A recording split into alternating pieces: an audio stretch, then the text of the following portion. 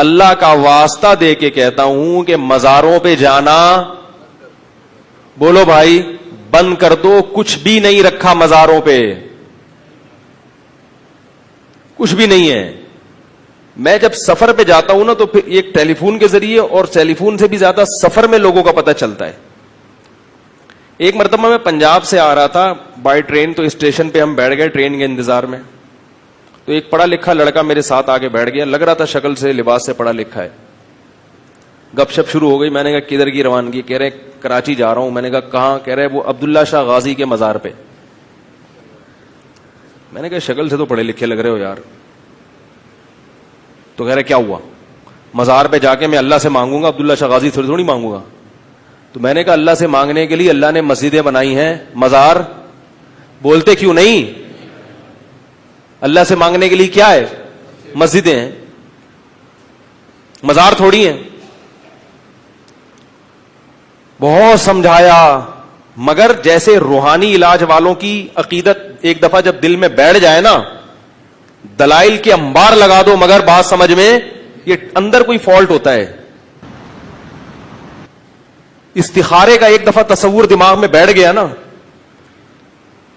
پھر بھی استخارہ کرے گا جو اپنے طریقے سے. ایک تو سنت استخارہ ہے نا جو میں بولتا رہتا ہوں, ایک غلط استخارہ ہے جس میں کچھ نکلتا ہے.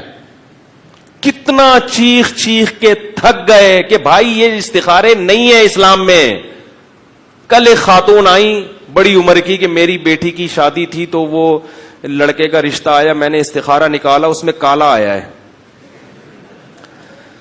مجھے بہت افسوس ہوا. میں نے کہا میرے بیان بھی سنتی ہیں اور کہہ کہہ کے تھک گیا, مگر یہ جو بیماری ہے نا, یہ جو بیماری ہے نا ایک دفعہ استخارے کی, روحانی علاج کی, جن چڑیل بھوت کی, جادو ٹونے کا وہم, یہ نکلتی نہیں ہے. میں نے کہا محترمہ اماں جی آپ کی بیٹی آج کل رشتے کہاں آ رہے ہیں اگر بندہ اچھا ہے. میں نے کہا خواب میں کالا نکلا ہے, بندہ تو کالا نہیں ہے نا. ایسے ہی میں نے کہا لڑکا تو اتنا کالا نہیں ہے نا جتنا خواب میں کالا آیا تھا. لڑکا ایسا ہے کہ اتنا کالا ہے کہ اندھیرے میں نظر ہی نہیں آ رہا. پھر تھوڑا سا مسئلہ ہے کہ بھائی بیٹی کو پتہ نہیں پسند آئے کہ نہ آئے. تھوڑا بہت تو لڑکے کالے پیلے بھی چلتے ہیں, ٹھیک ہے, لیکن بالکل ہی بلیک ہے اتنا کہ اندھیرے میں نظر آ ہی نہیں رہا. اور آپ کی بیٹی بالکل گوری چٹی ہے, پھر تھوڑا میچنگ کا رشتہ بولو بھائی نہیں. لیکن محض بھائی کوئی کالا پیلا بیٹھو, میں یہ میری عادت ہے ایسا ہے, تو یہ تو اس کو کوئی وہ نہ کریں آپ لوگ, دل پہ نہ لے کے جائیں. کسی کو اللہ نے کالا بنایا کسی کو گورا بنایا, یہ تو ایک مزاح کی چیز ہوتی ہے نا. کسی کا مذاق اڑانا مقصد بول لو نا یار نہیں ہے. تو کیونکہ وہ ان کو سمجھانے کے لیے یہ مزاح کرنا پڑتا. میں نے کہا استخارے میں کالے نکلنے سے کچھ بھی نہیں ہوتا. لڑکا اچھا ہے تو بیٹی کی شادی وہاں آنکھ بند کر کے کر دیں, اچھا نہیں ہے تو استخارے سفید بھی نکلتے رہے, سفید کبوتر نکلے استخارے میں. آپ نے بیٹی کی شادی وہاں نہیں کرنی, اور اللہ کا واسطہ میری جان چھوڑیں, کیونکہ مجھے پتا تھا کہ یہ استخارے کی ڈسی بھی ہیں, یہ پھر کھڑی ہو جائیں گی. نہیں جی آپ نکال کے بتائیں. لوگ آ جاتے ہیں پرچہ لے کے میرے پاس. کئی دفعہ ایسے ہوئے, فون آیا, اٹھائے جی فلاں بات کر رہا ہوں, جی فرمائیے. میرا نام جی عبد الشکور ہے. تو کیا کروں بھائی؟ میری والدہ کا نام بی بی گل چمن. تو بھائی میں کیا کروں, اپنے کیوں شجرہ نسب بیان کر رہا ہے بھائی تو مجھے اس سے کیا غرض؟ آپ کی اماں کا نام کیا, آپ کے دادا کا نام کیا؟ کہہ رہے ہیں آگے سنے تو صحیح. تو میری اماں کا نام یہ ہے اور بچی کا نام یہ ہے. اپنی گھر کی بچیوں کے نام بتا رہا ہے بھائی مجھے, تو کیا کرنا ہے؟ کہہ رہے آپ استخارہ نکال دیں. جہالت ہے. اپنا نام, اپنی اماں کا نام, اپنی بچیوں کا نام بتا کے کیا نکالنا؟ میں نے کہا ہم نے آج تک اپنی شادیوں میں کبھی استخارہ اللہ کا شکر ہے نہیں نکالا, ورنہ اب تک کنوارے کے کنوارے ہی ہوتے. ہمیں تو جہاں رشتہ ملا ٹرائی مارا. استخاروں کے چکر میں جو یہ آج کل جاہلوں والے استخارے ہو رہے ہیں, اس کے چکر میں الحمدللہ ٹرائی کرو یار. ان کو بھی منع کر دیا استخارہ نہیں نکالنا. لڑکی والوں کو بھی سختی سے کیا بول دیا؟ نہیں نکالنا. اور اگر نکالا کیونکہ ڈر یہ ہوتا ہے نا ان کا سوتے ہوئے پتہ نہیں کیا خواب آ جائے, اچھا والا ایک رشتہ انکار کر دیں یار, کیا اگلے بھی تو ڈر ہوتا ہے نا کہ وہ انکار کر دے گا تو ہم بھی کنوارے ہی رہ جائیں گے. ان کو سختی سے منع کیا استخارہ نہیں نکالنا, لیکن اگر ان کی سمجھ میں نہیں آیا جیسے کہ نہیں آتا تو پھر ان کو بولا کہ ہمارا جو استخارہ ہے نا میرا والا بہت طاقتور ہے, اس میں یہ نکلا ہے کہ ان لوگوں کا اگر نیگیٹو بھی آئے تو پھر بھی یہی کرنا ہے. استخارے میں یہ نکلا ہے, سمجھ میں آ رہی بات, کہ ان کا استخارہ اگر نیگیٹو بھی آیا تو مجھے جو استخارہ آیا ہے اس میں یہ آیا ہے کہ اس کی پرواہ نہیں کرنا, اور ان کو بتا دینا کہ آپ نے بھی کیا کرنا ہے, یہی کرنا. چھوڑ دو یہ استخارے یہ جو آج کل چل رہے ہیں. یاد رکھو جو شریعت کے آدھے حکم کو لیتا ہے وہ خود بھی برباد ہوتا ہے اور لوگوں کو بھی برباد کرتا ہے. ہمارے نبی کی سیرت دیکھا کرو, اس پر میرے بہت بیانات ہو چکے ہیں, میں زیادہ نہیں جاتا. تو یہ روحانی کا ایک دفعہ دماغ میں خناس بھر جائے, کسی نے کچھ کر دیا, یہ ہو گیا, فلانا ہو گیا, اور یہ مزاروں کا ایک دفعہ دماغ میں بیٹھ جائے تو انسان مسجد سے کیا ہوتا ہے, یہ مزاروں پہ جانے والے اکثر مسجدوں کے نہیں ہوتے.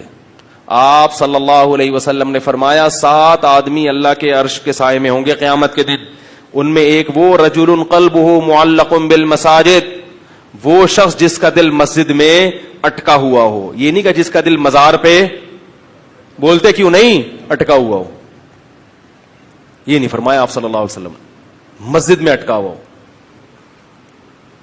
اور یہ بھی یاد رکھو جو مزاروں پہ جانے والوں کے جن چڑیل بھوت اترتے ہیں, بعض لوگ یہ بھی کہتے ہیں مزار پہ کہتے ہیں جن اتر گیا, تو چڑھتا بھی وہیں سے ہے. نہیں آ رہی بات. جن کو پتا ہوتا ہے یہ کمبخت وہاں جائے گا, اس لیے جن چڑھ جاتا ہے تاکہ یہ وہاں جائے تو میں اتر جاؤں اور اس کا عقیدہ مزار سے پکا ہو جائے. ابھی ہمارے ایک رشتے دار آئے ہوئے تھے, ان کے پاؤں میں دھاگا, انگوٹھے میں بھی دھاگا, تھوڑا سا ان میں گرین شیڈ ہے, ٹھیک ہے. ہم نے ہمارے پہ رشتے دار بہت مختلف قسم کے رشتے دار ہم نے الحمدللہ پالے ہوئے ہیں, مختلف ڈیزائن کے. جب خاندان بڑا ہوتا ہے نا تو یہ بھی آدمی کی مینٹل اپروچ اونچی ہوتی ہے, اس کو ہر قسم کے رشتے داروں سے واسطہ پڑتا ہے. تو ان کے دھاگے, ان کے گھر میں سب ایسے ہی, کسی کے انگلی پہ دھاگا, کسی کے یہاں, کسی کی امام زامن, کسی کے پتہ نہیں کیا کیا بندہ رہتا ہے. تو میں نے ان سے کہا, میں نے کہا آپ کو میں 15 سال سے دیکھ رہا ہوں ان دھاگوں میں لپٹا ہوا ہے, آپ کے مسائل حل ہوئے, ایک مسئلہ کھڑا نہیں ہوتا دوسرا شروع ہو جاتا ہے. اور میں نے کہا اللہ کا فضل ہے, اللہ نظر بد سے بچائے, کبھی مجھے دیکھا کوئی دھاگا بندھا ہوا. ہمیں تو جب گھر میں دھاگے کی بھی ضرورت ہوتی بھی ہے نا, کوئی کام سلائی کے لیے, تو وہ بھی نہیں مل رہا ہوتا, دھاگے ہی نہیں شارٹ ہیں, جو ضروری دھاگے ہیں وہ نہیں ملتے ہمیں.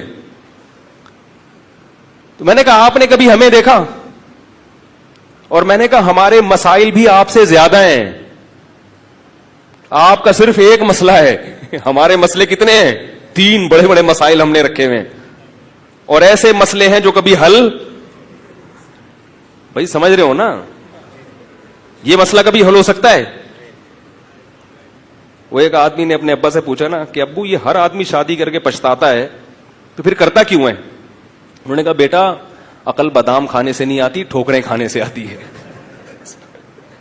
سمجھ رہے, عقل کس سے آتی ہے؟ ٹھوکریں کھانے سے آتی. تو میں نے کہا ہمارے الحمدللہ تو نہیں کہنا چاہیے بلکہ کہنا چاہیے, میں نے کہا ہمارے مسائل آپ سے زیادہ, وسائل آپ سے کم.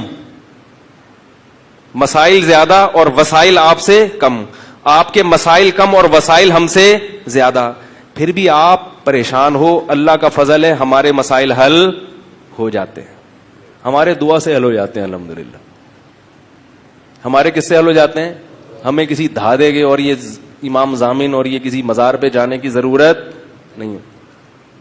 اور اگر پھر بھی کوئی مسئلہ حل نہ ہوا تو اللہ نے کب کہا ہے کہ سارے مسئلے تمہارے دنیا میں حل ہو جائیں گے؟ یار